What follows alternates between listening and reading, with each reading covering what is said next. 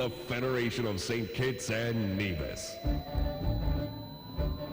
From the VON Newsline, this is the VON Major Newscast. Good evening, I am Tammy Reed in with your VON Major News Package for today, Tuesday, 4th June 2019. In our lead stories nationally, police investigating home invasion in St. Kitts, and police conclude 20-year-old Tao Johnson's investigation and issue statement 11 months later. Regionally, Digicel takes Antigua government to court to prevent spectrum loss. Internationally, U.S. President threatens to increase tariffs on Mexico goods if migrants do not cease. And in sports, Cricket World Cup, Sri Lanka beat Afghanistan in low-scoring thriller. We'll have the details to these and other stories after this message.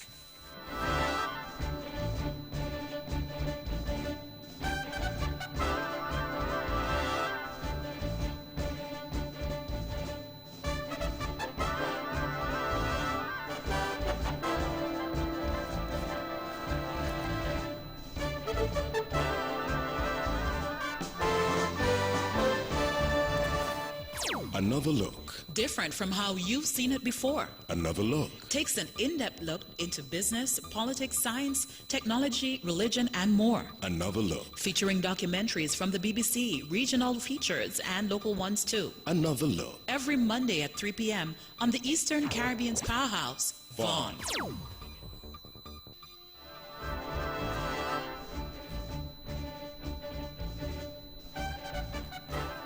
Welcome back, and now the national news in detail.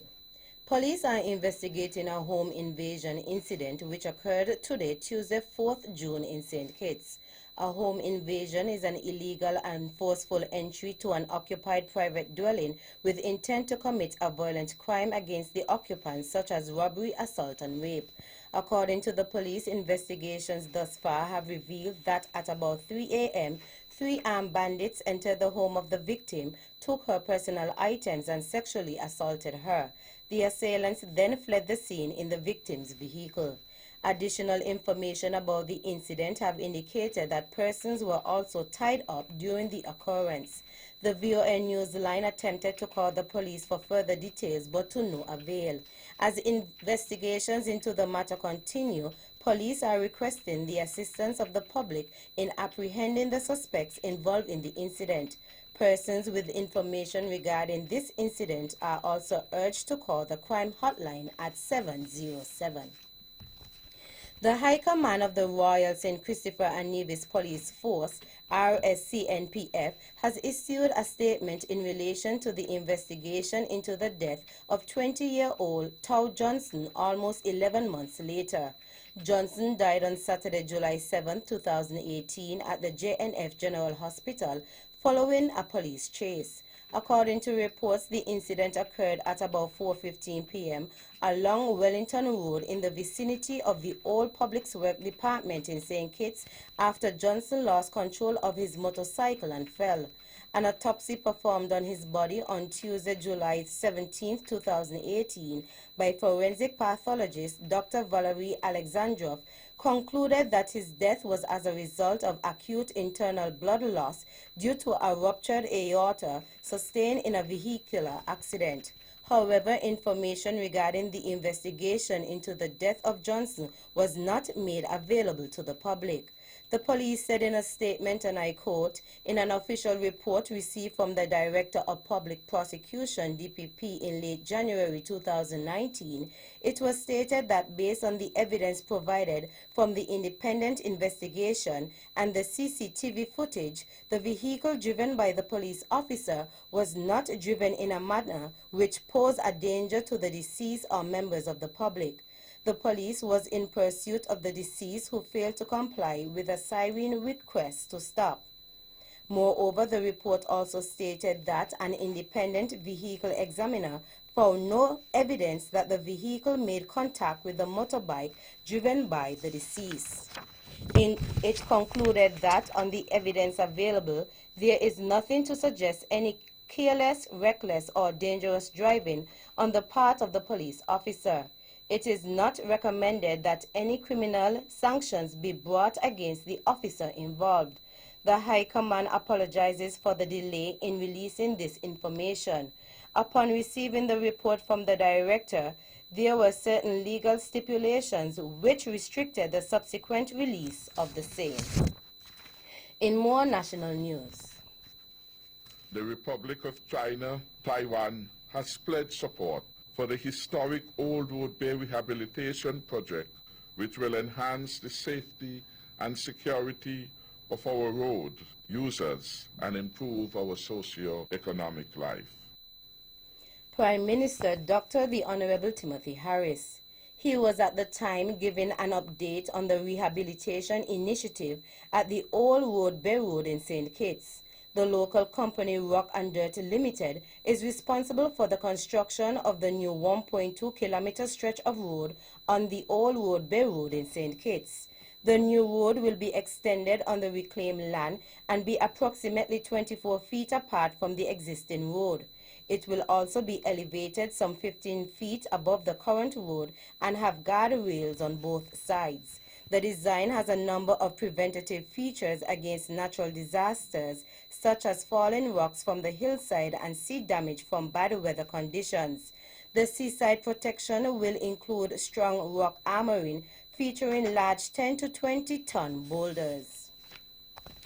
We have this calm in the society, and persons should be commending all persons wherever they are for this calm.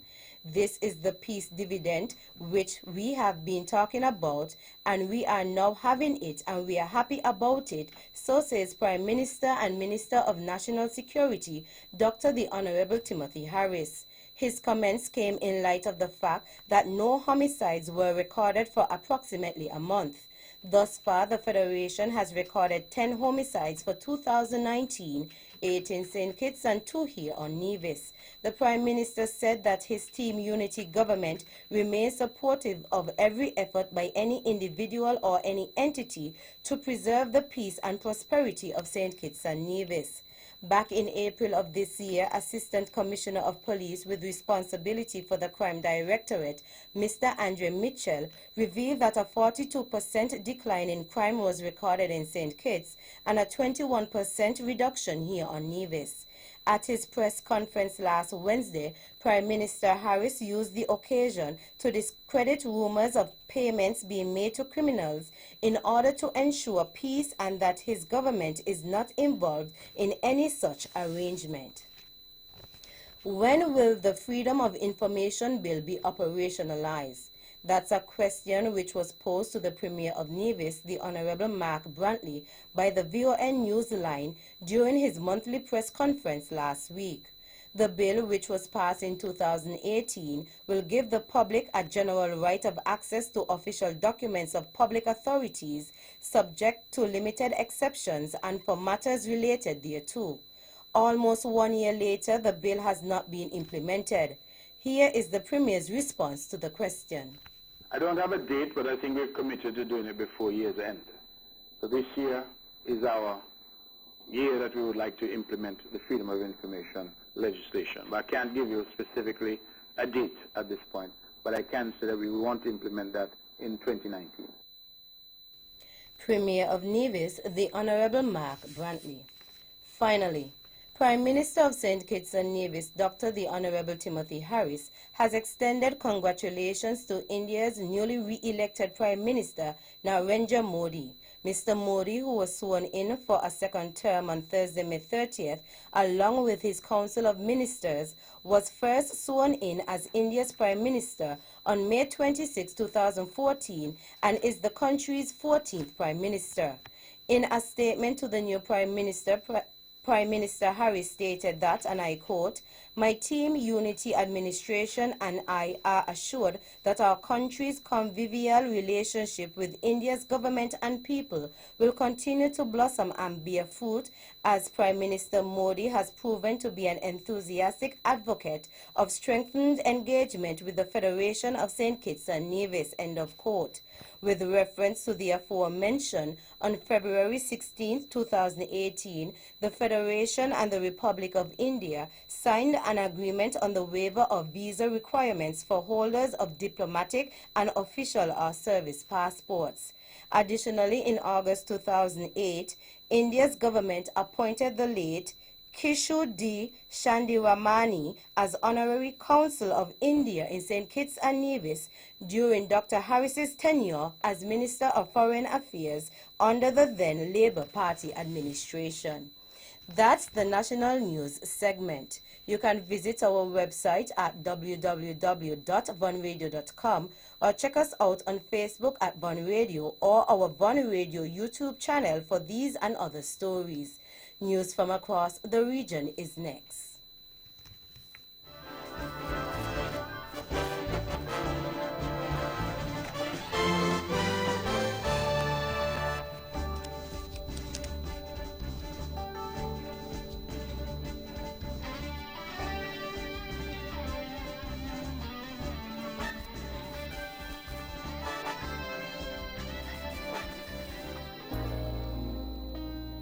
Ladies and gentlemen, this here's another one for the steppers.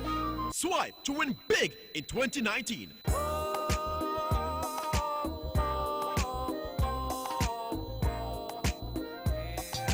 That's right, the Bank of Nevis Limited is once again giving you, our valued customers, a chance to win big. Just swipe or use your Bond Visa credit card for US $100 for a chance to win a cruise for two, an iPhone XS, or a grocery dash at Best Buy Supermarket. Say what? Sign up for a Bond Visa credit card and automatically be entered for a chance to win. This offer ends August 31st, 2019. So tell your friends and family, just swipe to win big with the Bank of Nevis. The Bank of Nevis Limited, improving the quality of life. Like us on Facebook or follow us on Instagram.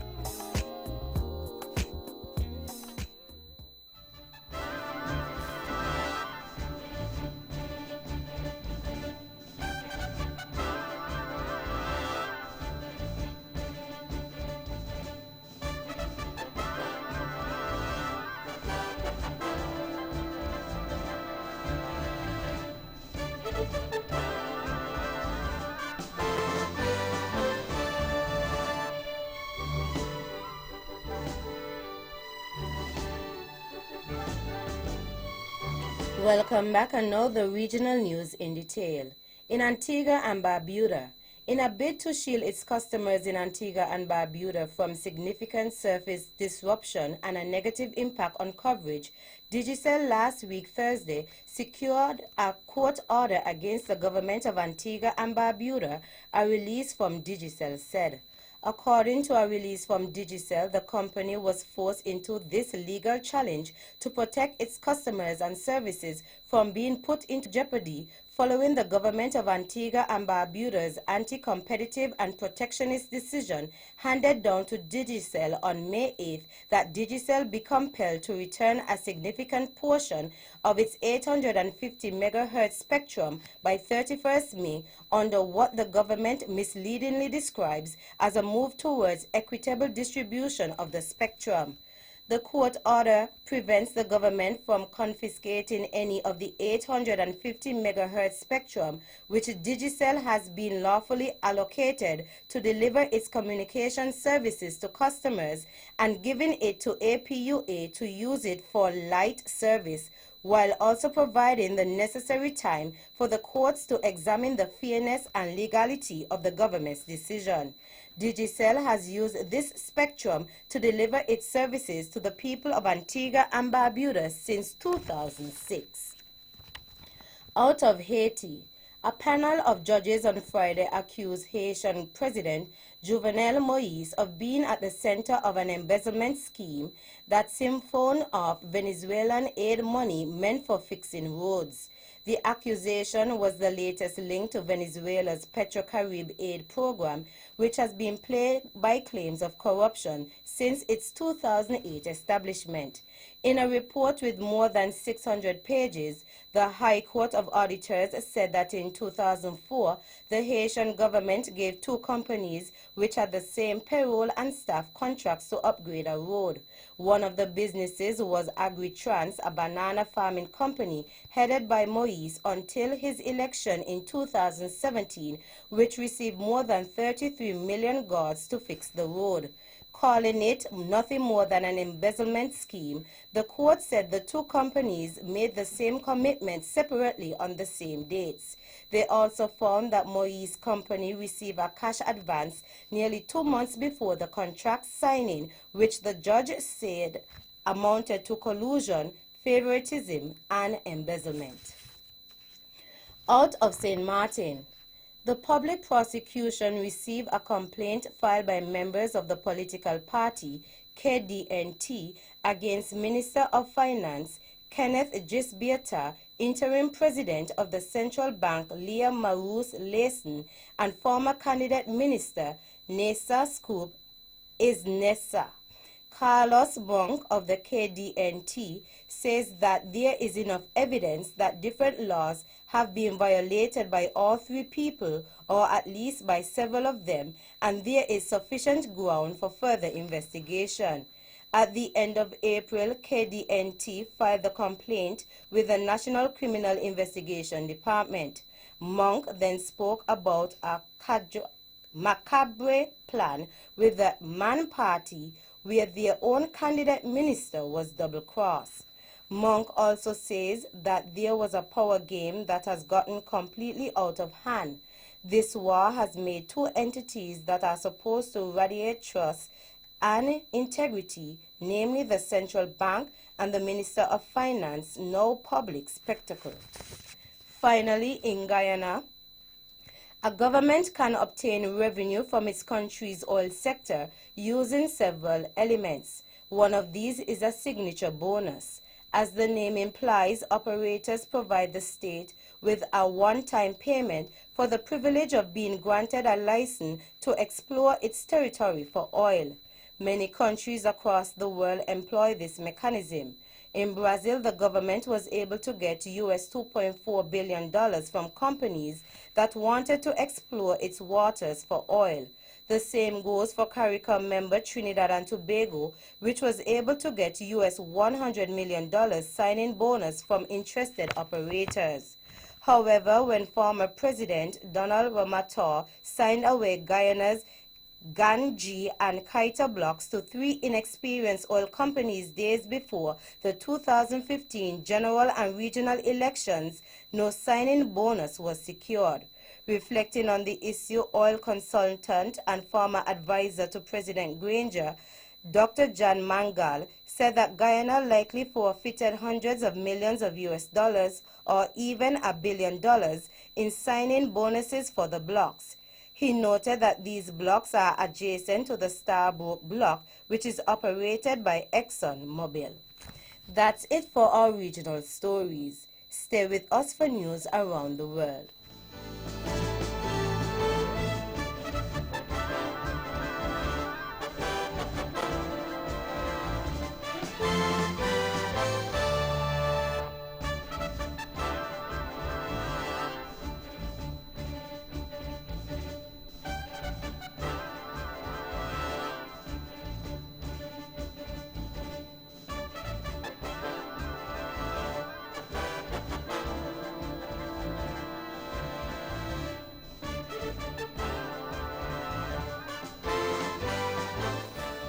Welcome back, and now the international news in detail. President Donald Trump has threatened to increase tariffs on Mexico. He also spoke about migration to the United States from Mexico and described the transit of immigrants to the U.S. as an onslaught and an invasion. He warned that the 5% tariff to be imposed on Mexico next week will be ratcheted up. We shouldn't allow millions of people to try and enter our country, and they could stop it very quickly. And I think they will. And if they won't, we're going to put tariffs on. And every month those tariffs go from 5% to 10% to 15% to 20% and then to 25%. And what will happen then is all of those companies that have left our country and gone to Mexico are going to be coming back to us. And that's okay. The Health Ministry in the Democratic Republic of Congo says it now recorded more than 2,000 cases of Ebola in the east of the country since the outbreak began last August. Two-thirds of them have been fatal. The BBC's Gaius Koweni reports. The Ministry of Health has counted 2,008 confirmed and probable cases of Ebola in eastern DRC since August. That part of the country has known decades of conflict. Mistrust of health workers and insecurity remain the two main challenges facing the Ebola response teams. Health workers are struggling to identify and follow up on suspected cases and have been targeted for attack themselves. Oxfam says its teams are still meeting people on a daily basis who don't believe Ebola is real. This is the 10th and deadliest Ebola outbreak to hit DRC. The virus has claimed more than 1,300 victims in the past 10 months. China has announced criticism of its political system by the U.S. Secretary of State Mike Pompeo as militant, ravaging and babbling nonsense. The comment came after Mr. Pompeo said the U.S. had given up that China would become a more open, tolerant society. Mr. Pompeo made his comments to mark the 30th anniversary of Tiananmen massacre. The BBC's Stephen MacDonald reports from Hong Kong, where the event was commemorated. It's kind of an occasion for singing and holding candles and the like, a sort of somber protest, if you like, to say to the government in Beijing that people here at least remember those events, because it's a big contrast to mainland China, where apart from social media, really any public discourse at all is prevented from containing any reference to the Tiananmen 1989 bloody crackdown. It's as if these events never happened. 200 of the world's biggest companies say they believe climate change could cost them a combined total of $1 trillion. The analysis is by the charity CDP, formerly the Carbon Disclosure Project. The BBC's Andrew Walker reports. The Ministry of Health has counted 2,008 confirmed and probable cases of Ebola in eastern DRC since August.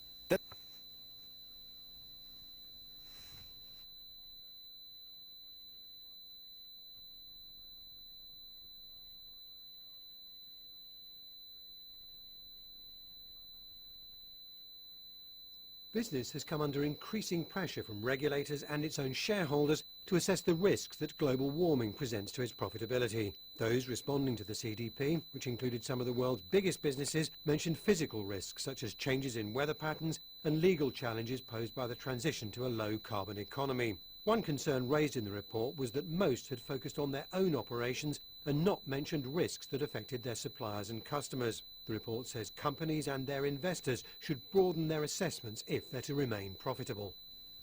Finally, a gunman shot 4 people dead and injured another at 5 different locations in the northern Australian city of Darwin, officials said. The 45-year-old suspect, who was known to the police, was arrested an hour after the first shots were reported at about 8:30 a.m. GMT. Police said they believed the man had acted alone. The crime scenes reportedly included a motel and a bar.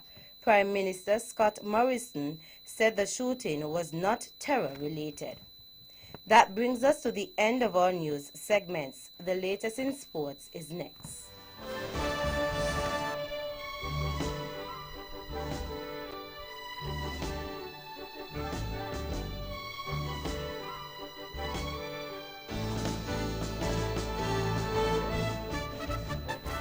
See you, John. Betty, how come you never tell me what's going on up at TDC? Well, I'm glad you asked, because TDC Automotive has some awesome deals. Get the car a new spare tire for just $100 plus VAT. And they have selected tires for 30% off. And for the Jeep, if you buy a selected Goodyear tire, you can get a second one for just $99. Well. And not finished yet. They're offering up to 30% off selected Valvoline oils and universal car mats, and a whopping 50% off Energix batteries. TDC Automotive not making no joke. I going up there now.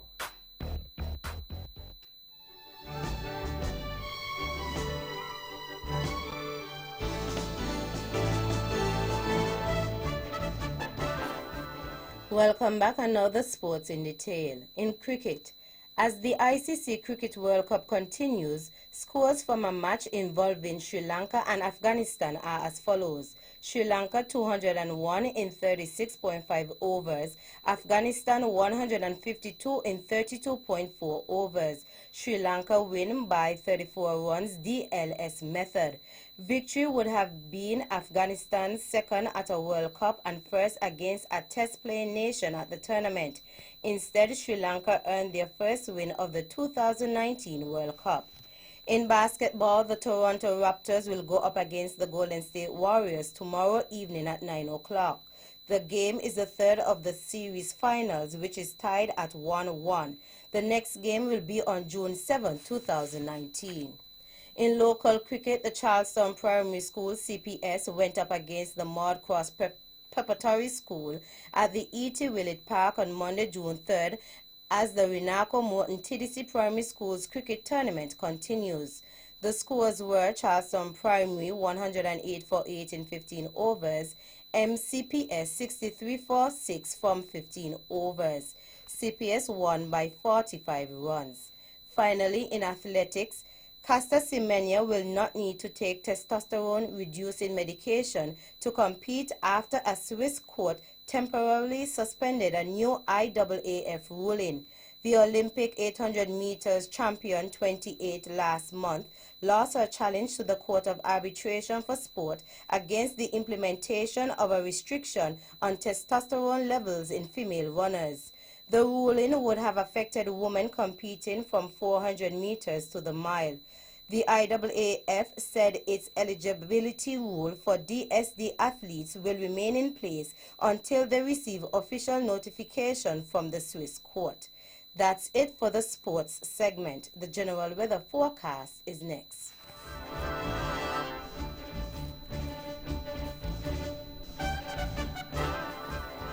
Welcome back, and now the local weather forecast for St. Kitts and Nevis. Weather tonight, cloudy with a 70% or high chance of showers and a 30% or low chance of thunderstorms. Weather tomorrow, partly cloudy to cloudy with a 70% or high chance of showers and a 20% or slight chance of thunderstorms. Winds southeasterly at 4 to 10 knots. Seas 1 to 1.5 meters or 3 to 5 feet. And sunrise tomorrow is at 5:36 a.m. And that's how we wrap up the major news package for today, Tuesday, 4th June 2019. Before we go, let's take a look at the headlines once again. Nationally, police investigating home invasion in St. Kitts, and police conclude 20-year-old Tao Johnson's investigation and issue statement 11 months later. Regionally, Digicel takes Antigua government to court to prevent spectrum loss. Internationally, U.S. President threatens to increase tariffs on Mexico goods if migrants do not cease. And in sports, Cricket World Cup, Sri Lanka beat Afghanistan in low-scoring thriller. On behalf of the rest of the news team, I am Tamil Reid, wishing you a pleasant evening.